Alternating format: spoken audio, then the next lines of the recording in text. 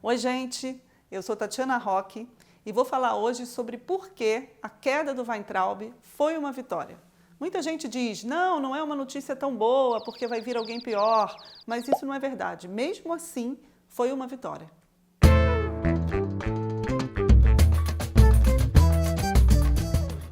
E por que foi uma vitória? O bolsonarismo, a gente pode dizer que é uma espécie de consórcio. Tem vários grupos ali dentro que se unem por uma causa comum. Um deles é esse grupo mais liberal que realmente quer diminuir os investimentos públicos e quer atacar as universidades e os servidores públicos representados no Paulo Guedes. Esse continua de pé. Mas tem uma outra ala, que é uma ala ideológica, que tem essa representação do olavismo muito forte, da qual o Weintraub fazia parte.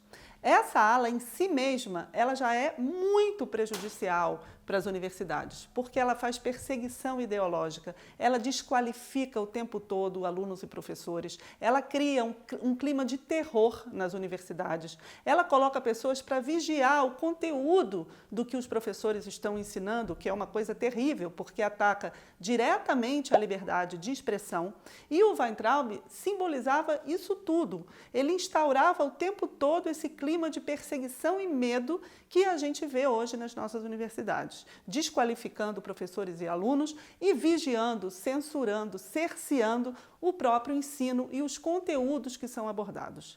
Isso porque ele faz parte dessa ala que tem o objetivo de reescrever nossa história, uma ala negacionista que quer fazer um revisionismo de teorias consolidadas da ciência e da história.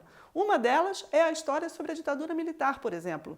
Foi muito notório o fato de que no último Enem não houve nenhuma questão sobre ditadura militar, o que costumava acontecer nos anos anteriores, justamente porque um dos objetivos dessa ala ideológica é apagar toda a nossa história consolidada sobre a ditadura militar e as perseguições e as arbitrariedades que marcaram esse período. Então, derrotar essa ala ideológica já é, por si só, uma vitória, sim. A gente vem, desde que o Weintraub assumiu e que vem ameaçando as universidades, empunhando o grito de fora Weintraub. Quando ele cai, óbvio que isso é uma vitória e também é uma vitória dessa mobilização.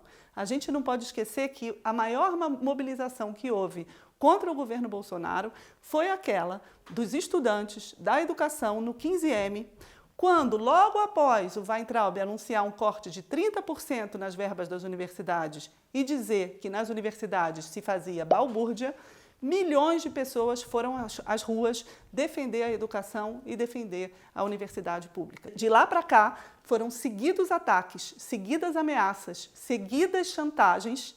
E agora, finalmente, não foi mais sustentável sua posição no governo, principalmente depois dos ataques ao STF. Tem, inclusive, um processo de racismo contra os chineses por causa disso.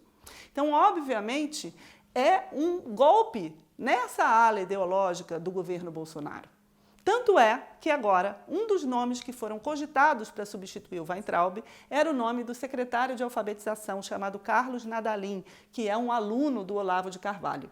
E, aparentemente, esse nome está sendo vetado pela ala militar, que tem dito que é preciso construir um ministério de notáveis. Ou seja, o bolsonarismo está com dificuldades agora, sim, de se impor dentro do consórcio bolsonarista. Talvez venha um militar, talvez venha alguém ligado ao Centrão, o que, obviamente, também é preocupante. Ainda assim, o fato de que não seja alguém ligado ao olavismo é uma vitória.